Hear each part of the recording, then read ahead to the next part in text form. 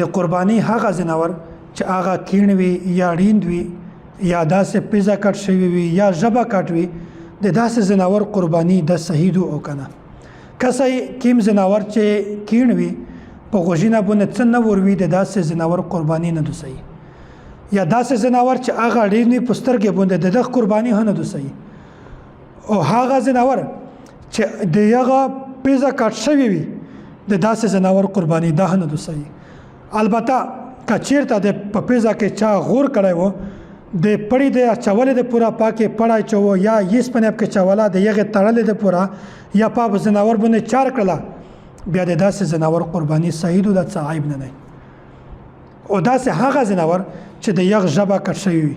کچیره ژبه په نیمایي نه کمه کټ شوی وي د یغ ژبه نیمایي نه کمه کټ شوی بیا خو د یغ قرباني شي کچیره نیمایي ژبه یا په نیمایي نه زیاته کټ شوی وي بیا د داسې ځناور قرباني کله هم صحیح نه